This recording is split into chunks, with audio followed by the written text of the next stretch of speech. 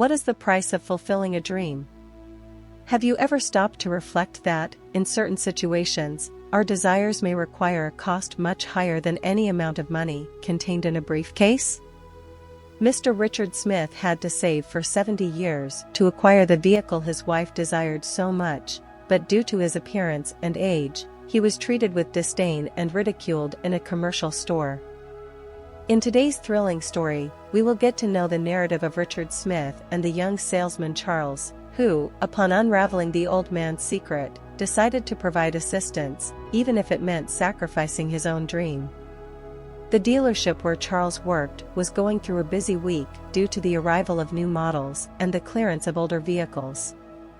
There was a large number of visitors, phone calls, and negotiations to be carried out in a short period of time. On that particular morning, most of the employees were in a good mood and anticipated another successful day. The salespeople were ready, identifying the customers who could truly make the car purchase.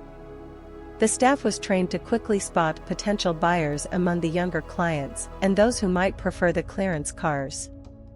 They were taught to recognize them as soon as they walked through the door. However, Charles wasn't having as much luck as his colleagues. In the past few days, most people who approached him had neither the intention nor the means to buy one of those cars. But that morning, when the dealership doors opened, an elderly man was among the first to come in, with his back hunched and carrying a black suitcase. Charles immediately thought that this visitor would be another one who wouldn't lead to anything. He shouldn't be there to buy a new car. The elderly man wore clothes worn out by time, and his hair was not well groomed. The unkempt beard only worsened his appearance. Perhaps he had entered there by mistake, thinking it was a pharmacy. However, the elderly man had a completely unexpected behavior. He left his suitcase on one of the service desks and began to observe each car on display, dragging his dirty boots along the floor. The manager asked the receptionist to keep an eye on him and let her know if the man was bothering other customers. Even though they were busy, the staff continued to watch the elderly man with curiosity. The other vendors were watching the scene and whispering among themselves, letting out sarcastic chuckles. They truly believed it was just a senile old man who had shown up to admire the sedans and SUVs for sale. The man carefully examined all the vehicles in the showroom. He seemed to even understand the subject. Then, he stopped in front of the most expensive car in the dealership. He hardly took his eyes off it to ask questions to the vendors, such as, "How many horsepower does this beautiful car have? What is the size of the trunk? Can I take a look inside? Can I turn it on?" One of the most experienced salesmen in the store decided to put an end to the charade and explained to the elderly man that the car had already been reserved for a customer. Furthermore, the price had increased. The man didn't buy the salesman's talk and wanted to know why there was still a price tag attached to the car.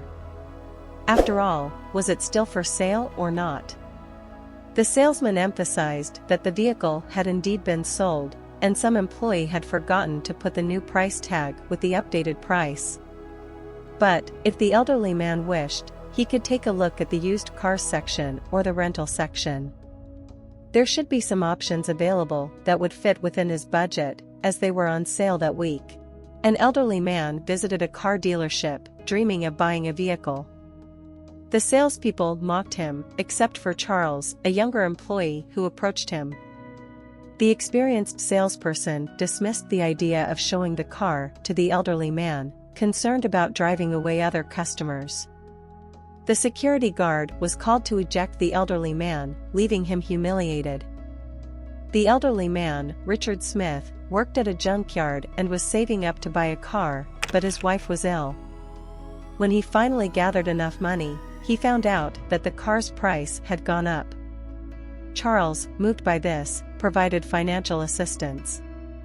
Richard returned to the dealership and purchased the car.